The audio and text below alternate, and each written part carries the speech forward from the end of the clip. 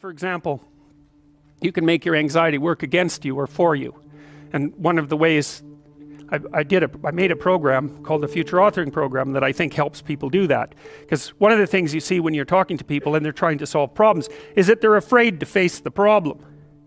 And so then their anxiety is working against them, and you can think about it as antagonistic to rationality. But then I could say, well, why don't you think for a while about what your life would be like if you didn't face this problem?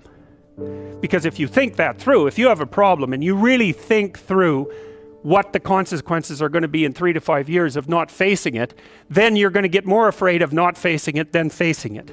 And that's great, because then your anxiety, instead of standing in front of you, instead of you having a dragon that's guarding the path in front of you, you have one chasing you down the path from behind. That's a lot more useful.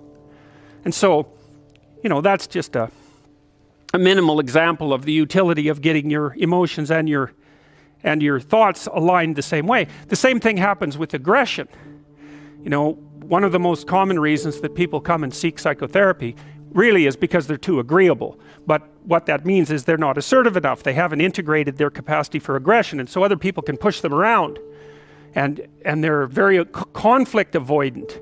And so the consequences of that across time is that you don't stand up for yourself well enough, and you get taken advantage of, and that spirals badly downward. And so partly what you do when you're doing assertiveness training with people is you find out what they're angry about. And they're usually angry if they're not assertive enough because other people are taking advantage of them, or you could say because they're not putting their own necessities forward with enough force. It's hard to distinguish between those two things.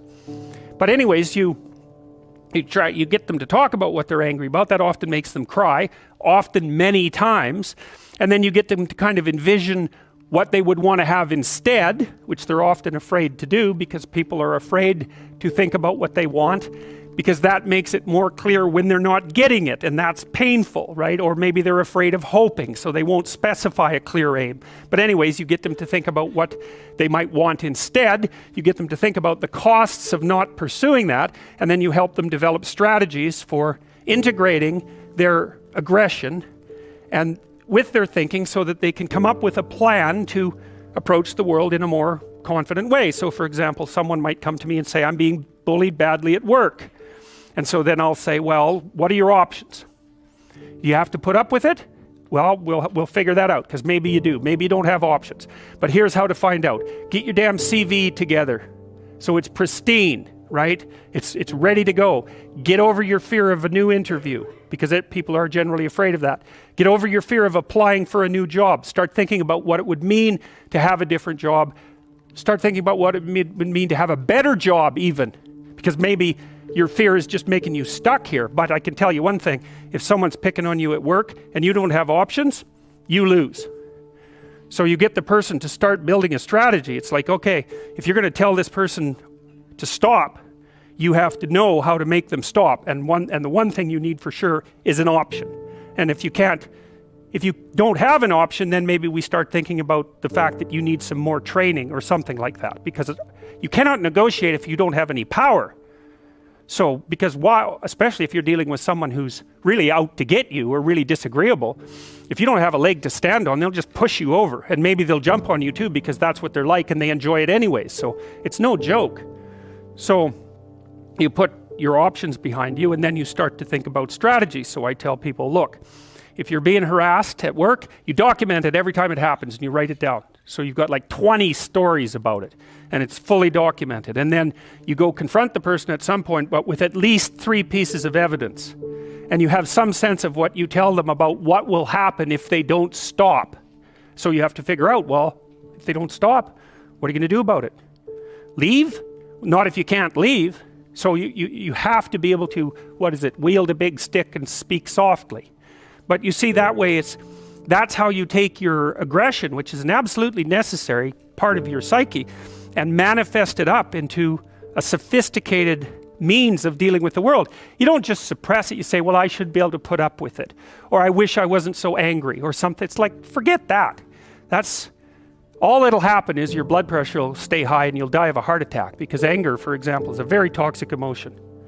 And it does cause heart damage over time. It's the only emotion that we really know that's been linked to things like cardiovascular risk.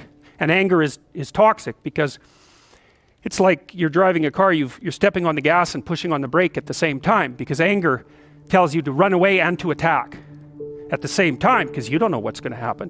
And so it really amps up the physiological demand on your body. And so if you including your heart and your musculature. So if you stay like that for like 10 years, you know, you're going to age 20 years. And that's a bad plan. So,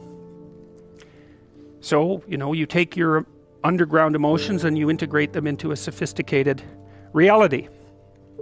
Now, Jung said, so first of all, you unite your mind, your thinking, let's say, with your emotions. So that makes one thing instead of two fighting things. Okay, that's a good one. And then the next conjunction he talked about was, it isn't enough to unite your mind and your emotions. And he thought about that as a male-female pairing symbolically. That's how it would manifest itself sometimes in dreams. So you take the masculine element and the feminine element, the thinking and the emotion, unite those, and that makes you more like one thing. Okay, and now all of a sudden that's represented as symbolically male, that one thing. And it unites with something else that's now represented symbolically female. That's the body. So you take the mind, emotion integration and integrate that in your body. So what does that mean? You act it out instead of just thinking. So there's this philosophical idea called now I'm going to forget what it's called. It's a contradiction in action. There's actually a technical term for it. But that's when you think and believe something, but you don't act it out.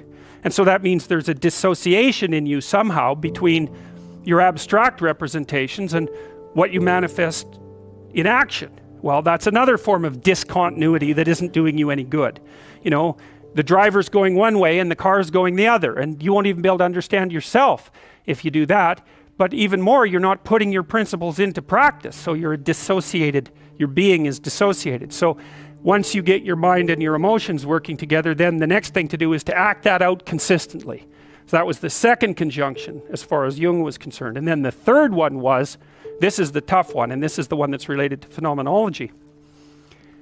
You erase the distinction between yourself and the world. Okay. That's a tough one. So imagine you're dealing with someone who's hoarding. Now, people who are hoarding are often older or neurologically damaged, or they have obsessive compulsive disorder. But then you walk into their house and there's like 10,000 things in their house. There's maybe 100 boxes, and you open up a box, and in the box there's some pens and some old passports and some checks and their collection of silver dollars and some hypodermic needles and some dust and, you know, a dead mouse and there's boxes and boxes and boxes like that in the house. It's absolute chaos in there. Absolute chaos, not order, chaos. And then you think, is that their house or is that their being? Is that their mind? And the answer is, there's no difference.